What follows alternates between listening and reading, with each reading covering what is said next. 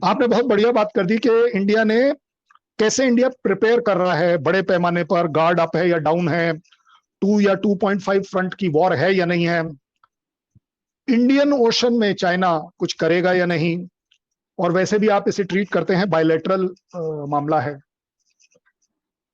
एक दोस्ती के नाते मैं आपसे ये जरूर जानना चाहूंगा, क्या आपको लगता है इंडिया या इंडिया का कोई भी स्पीकर आंसरेबल है आपको या आपके देश को इन सारी चीजों का जवाब देने के लिए?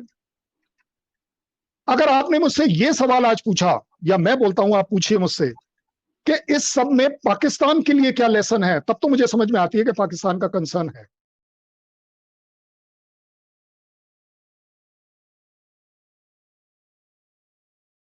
Hello guys, welcome to Balochi reaction YouTube channel. Friends, आज की इस वीडियो में भारतीय डिफेंस के हवाले से काफ़ी इंपॉर्टेंट डिस्कशन पाकिस्तानी मीडिया कर रहा है और पाकिस्तानी सहाफ़ी चीन के खिलाफ भारत की तैयारियों को डिस्कस कर रहे हैं। भारत कितना अग्रेसिवली अपनी मिलिट्री को मॉडर्नाइज कर रहा है और किस तरह जदीद इक्विपमेंट पूरी दुनिया से खरीद भी रहा है और अपने मुल्क के अंदर बना भी रहा है। यही सब कुछ पाकिस्तानी मीडिया आज की इस वीडियो में डिस्कस कर रहे हैं। इसके अलावा पाकिस्तानी मीडिया क्या कुछ डिस्कस कर रहा है, ये सब वीडियो में जानेंगे। वीडियो स्टार्ट करने से पहले मेरी आप सबसे रिक्वेस्ट, वीडियो को लाइक और चैनल को जरूर सब्सक्राइब कीजिएगा ताकि आपको ऐसी तमाम अपडेट्स मिल सके। चलिए फ्रेंड्स, वीडियो को स्टार्ट करते हैं।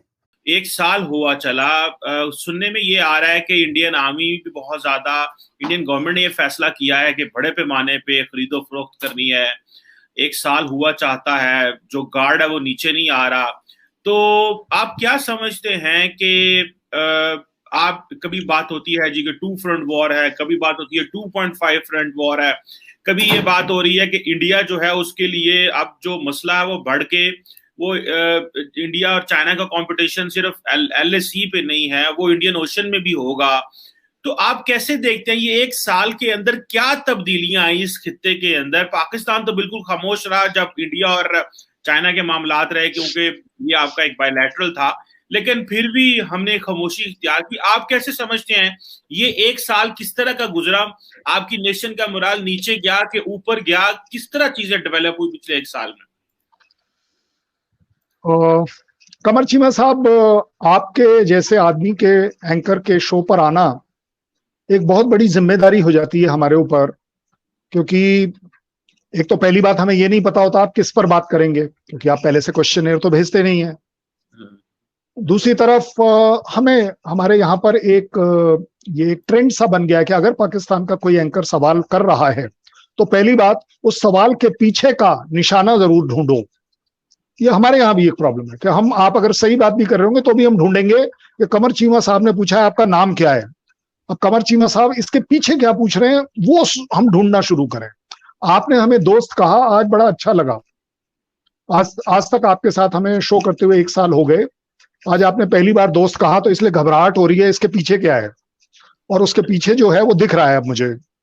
आपने बहुत बढ़िया बात कर दी कि इंडिया ने कैसे इंडिया प्रिपेयर कर रहा है बड़े पैमाने पर, गार्ड अप है या डाउन है, 2 या 2.5 फ्रंट की वॉर है या नहीं है, इंडियन ओशन में चाइना कुछ करेगा या नहीं, और वैसे भी आप इसे ट्रीट करते हैं बायलैटरल मामला है।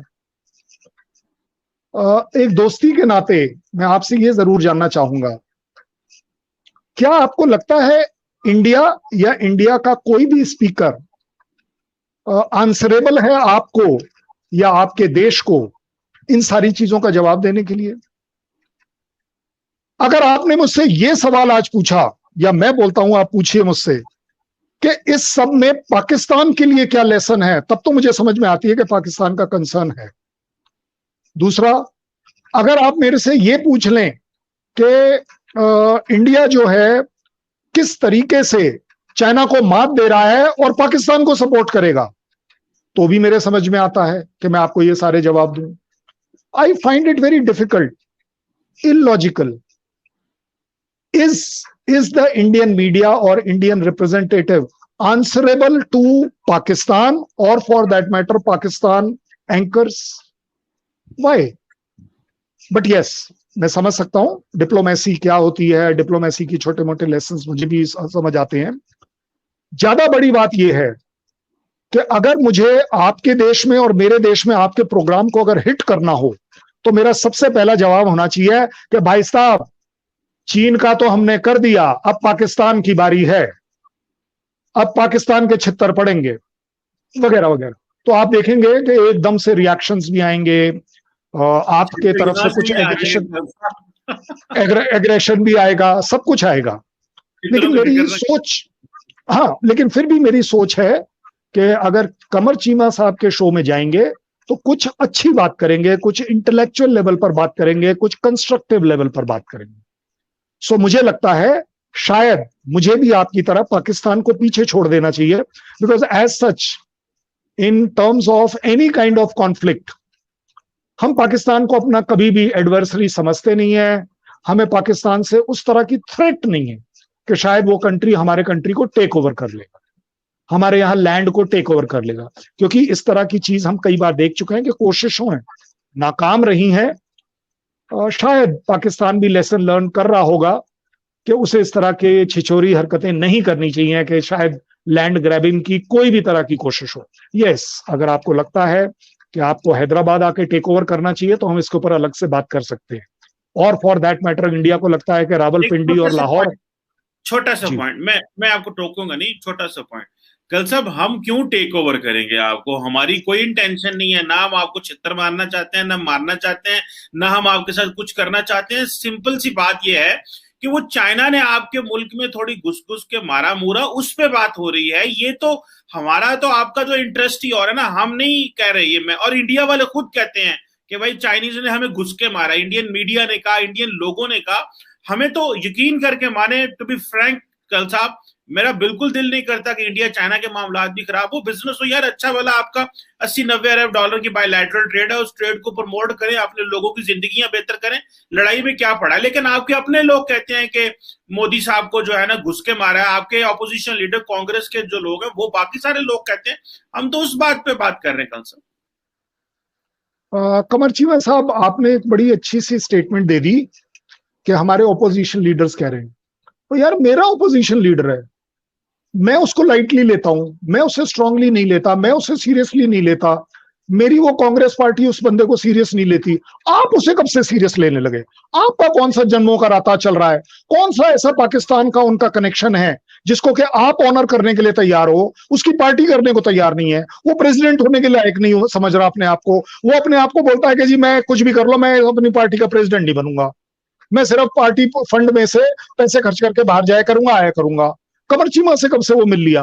पाकिस्तान में उसकी क्या कनेक्टिविटी हो गई? एक बार कहीं एक बार मुझे बताइए। चलिए चाइना के खिलाफ तो उनकी कुछ छोटी मोटी बात प्रूव हो गई कि जी उन्होंने कोई एग्रीमेंट कर लिया, क्या नहीं कर लिया। पाकिस्तान से कैसे कर लिया? पाकिस्तान उसे कब से तवज्जो देने लगा? किसने आपको, कि कौन सी ऐसी पार्टी है मेरे कंट्री की, इंक्लूडिंग कांग्रेस, जिसने आपको या आपके देश को ये बोलना ऑथराइज कर दिया कि सर जो हमारे लीडर कहेंगे आपको वो मानना चाहिए? देखिए, ऑपोजिशन आपके यहां पर भी है, मेरे यहां पर भी है। आपके यहां शायद थोड़ी सी हल्के दर्जे की डेमोक्रेसी, हमारे यहां बड़ी स्ट्रांग डेमोक्रेसी जैसा हम कहते हैं, वगैरह वगैरह। आप एक बात बताइए, आप सही से बताइए, अगर मैंने पकड़ना है कि किसने क्या कहा। मुशर्रफ ने कह दिया कि जी मेरी ये लखवीयन पार्टी से बड़ी अच्छी बनती है। अब क्या मानूं कि वो टेररिस्ट थे खुद भी, क्योंकि जो सपोर्ट करता है टेररिज्म को वो भी टेररिस्ट है। आपके नवाज शरीफ ने कह दिया कि ये देखो जी ये मेरा थर्ड क्लास चीफ है, इस गधे ने मेरे को बताया ही नहीं कि ये कारगिल में कुछ करने वाला है। क्या मानूं? देखिए, ये पॉलिटिकल स्टेटमेंट्स आती हैं, बट ज्यादा बड़ी बात है कि आपने बड़ी जिम्मेदारी से कह दिया कि ये आप नहीं चाहेंगे कि किसी भी तरह से इंडिया चाइना के बीच में कोई भी चीज हो या ना हो। यहां तक घुस के मारने वाली बात है, मुझे लगता है ये जो डायलॉग है, ये जिसने भी बनाया उसने चीजों को मेरे ख्याल मिसलीड करने के लिए बनाया। मुझे एक जगह, कोई एक जगह पकड़ कर चलते हैं कि जहां घुसकर मारा। बताइए आप कौन सी जगह है? मैं आपको अभी प्रूव करूं। बताइए कौन सी जगह कमर चीमा साहब देख कर आए कि हाँ सर मैं देख कर आया, कल सवेरे तक तो वहां पर ये था लेकिन अब वहां पर चाइनीज बैठा हुआ है। नहीं, आपका कौन सा रिपोर्टर देख कर आया? आप अगर अभी जिस कांग्रेस की बात कर रहे थे उनका कौन सा लीडर देख कर आया कि हाँ जी वहां कुछ हो रहा है? वो एक छोटा सा मुझे मैं बता देता हूँ। वो कांग्रेस, देखिए मेरा आपके मुल्क में क्या हो रहा है हम उसको बड़ा कीनली ऑब्जर्व करते हैं। आप और कहते हैं ना, आपके लीडर, हमारे कांग्रेस के लीडर क्या देखे, आपके कांग्रेस के लीडर तो कश्मीर आ रहे थे, उनको कश्मीर एयरपोर्ट से वापस भेज दिया 5 अगस्त 2019 को, उनको कश्मीर नहीं पहुंचने दिया।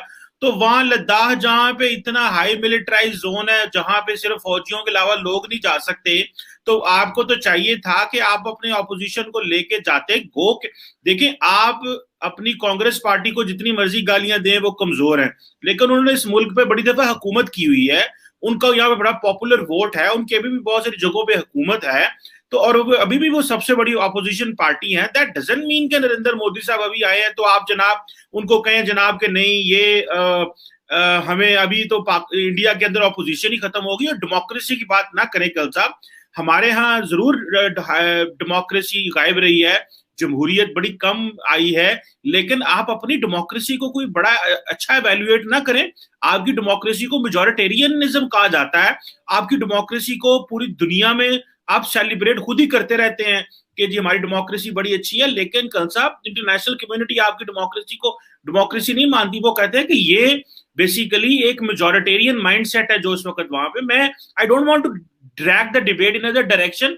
मैं सिर्फ ये कह रहा था कि चाइना के हवाले से कि इस साल में, एक साल में चीजें कैसे हुई, ताकि मैं चाहता था चाइना भी कल सब चीजें रहें। जी डन डन डन। मैं भी उस टॉपिक को अवॉइड कर जाता हूं इस समय, क्योंकि यस, आपका ये पॉइंट बिल्कुल ठीक है, we should stick to China. इस पर हम कभी और बात